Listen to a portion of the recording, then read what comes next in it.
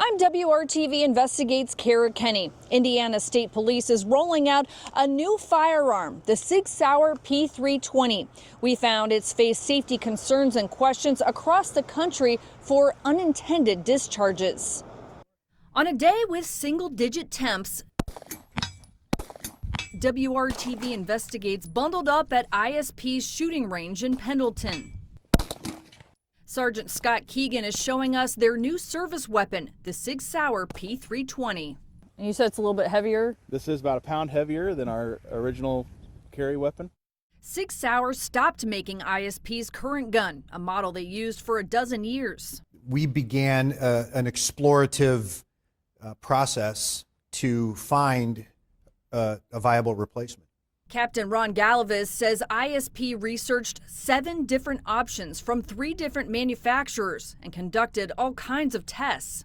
Putting probably thousands upon thousands of rounds of ammunition through these various firearms. In December, state police purchased 1,350 P320 pistols and holsters for $1.17 million.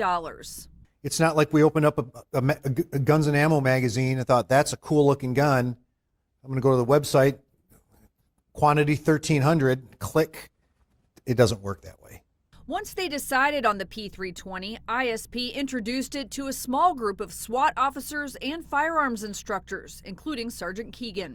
How many times have you fired this P320? Over 3,000 rounds. Anything stick out to you? No. No issues? No issues whatsoever.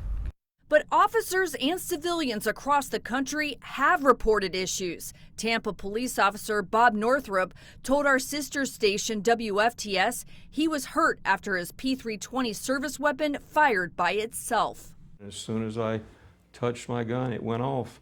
When it happened, I didn't know if somebody was shooting at me or what had happened. I have 130 clients who didn't want their gun to fire. Pennsylvania attorney Robert Zimmerman and his law firm have spent 6 years litigating more than 130 lawsuits alleging the weapon is defective. We are aware now of over 400 times where these guns have fired uncommanded. What kind of injuries did your clients experience? A lot of these claims involve lower leg injuries.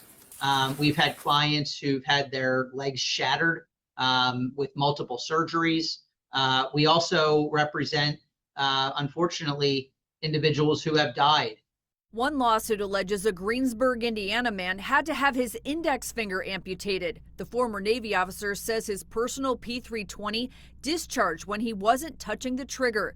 Zimmerman's firm shared body camera footage of P320 incidents around the country, including this 2023 example from Montville, Connecticut.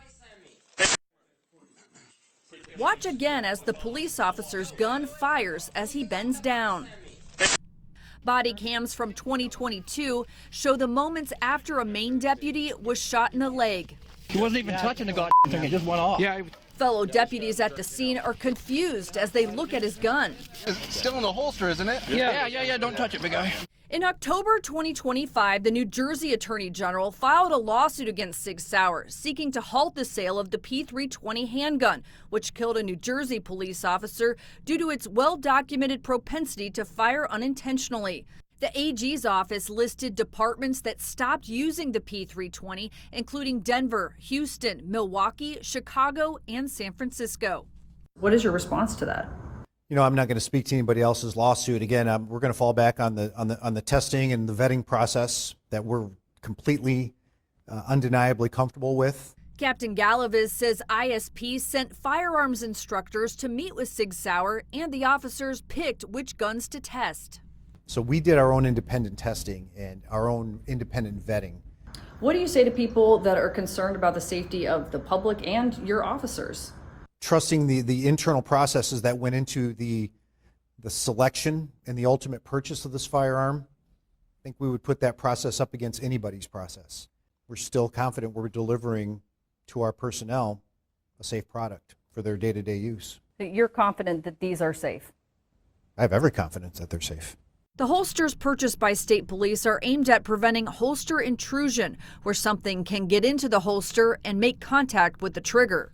The holsters that we have selected will really help go a long way to hopefully prevent that type of issue for us.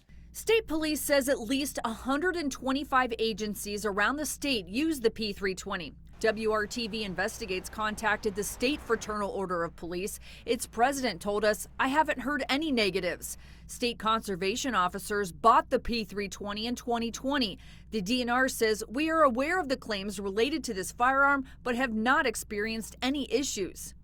Indiana State Police will roll out the P320s to its officers over the next 6 months. What type of training will your officers get on these new firearms? So we're all going to go through a 4-day transition from the previous to this new model, and that's going to encompass some 1,000+ rounds.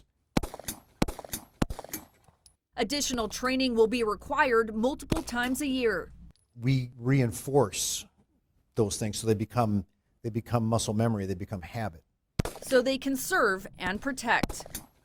We requested an on-camera interview with Sig Sauer, but we did not hear back. However, the company says on its website, the P320 pistol is one of the safest, most advanced pistols in the world, meeting and exceeding all industry safety standards. And the P320 cannot, under any circumstances, discharge without the trigger first being moved to the rear. This has been verified through exhaustive testing by Sig Sauer engineers, the U.S. military, several major federal and state law enforcement agencies, and independent laboratories. And of course, you can read the full statements in this story on the WRTV app and WRTV.com. Kara Kenny, WRTV.